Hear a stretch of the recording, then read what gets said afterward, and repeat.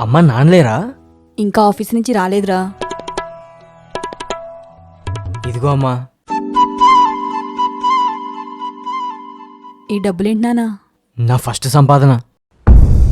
నీ సంపాదన ఎలా సంపాదించావు? టెన్షన్ పడకమ్మా. ఆన్లైన్ క్లయింట్ వరకు డిజైన్ వర్క్ ఉంటే చేసి పెట్టా. ఆ వర్క్ కోసమే క్లయింట్ ఇచ్చిన డబ్బులు ఇవి. చాలా సంతోషం రా. ఇందా ఇవి నీ ఖర్చులు కొంచెం. అలాగే అమ్మా. ప్రథమ్, అందులో కొంత డబ్బు ఏదైనా దానానికి ఉపయోగించు. దానమా? ఎందుకు? మనం ఎంత సంపాదించినా అందులో కొంచెం దానం చేస్తుండాలి. మన కష్టార్జితం దానం చేసుకుంటే మనకేమొస్తుంది? ఏ నీకు దేవుడి ఫ్రెండ్ అనిపించుకోవాలని లేదా? దేవుడి ఫ్రెండా అంటే? ఓ చిన్న కథ చెప్తా.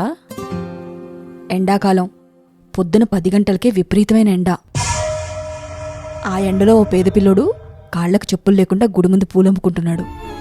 గుడికొచ్చిన ఒకతను ఆ పిల్లోడి దగ్గర పూలుకుంటూ అతని కాళ్ళ వైపు చూస్తాడు. ఎండకి బండలు మండుతుండడంతో ఒక కాలు పైకి లేపి ఇంకోటి నేలపై పెట్టి కాలు మార్చి మార్చి నించోడానికి నానా ఇబ్బంది పడిపోతుంటాడు. అది చూసిన ఆ వ్యక్తి దగ్గరలో ఉన్న కొట్లో నుంచి ఓ చెప్పుల చేత కొనితెచ్చి ఆ అబ్బాయికిచ్చి తొడుక్కోమంటాడు. ఆ పిల్లోడు చెప్పులు తొడుక్కుని సంతోషంతో, అన్నా మీరు దేవుడి ఫ్రెండా అని అడుగుతాడు.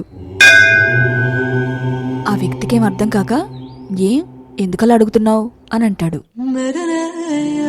అందుకా పిల్లోడు, నిన్న రాత్రి పడుకునే ముందు, దేవుడా ఎండకి కాళ్ళు మండిపోతున్నాయి, పూలు కూడా అమ్ముకోలేకపోతున్నా, కొంచెం నా బాధ కూడా చూడు స్వామి అని దండం పెట్టుకున్నందుకు దేవుడు తన ఫ్రెండ్ని పంపాడుగా అని అంటాడు. ఆ రోజు ఆ వ్యక్తికి ఏమర్థమైందో తెలుసా? ఏంటమ్మా? ఏంటి, దేవుడి ఫ్రెండ్ అనిపించుకోవడం ఇంత ఈజీయా?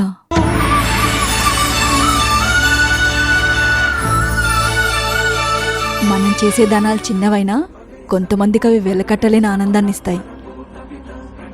ఇటు దానం చేసి దేవుడి మనసులో స్థానం సంపాదిస్తావు, అటు దానం స్వీకరించే వారి మనసులో కూడా నువ్వు దేవుడికి దగ్గర మనిషిగా గుర్తింపు పొందుతావు. మన సంపాదనలో ఎంతో కొంత దానం చేస్తే అన్నీ నావే, సర్వస్వం నాకే అన్న స్వార్థాలోచన రాకుండా ఉంటుంది.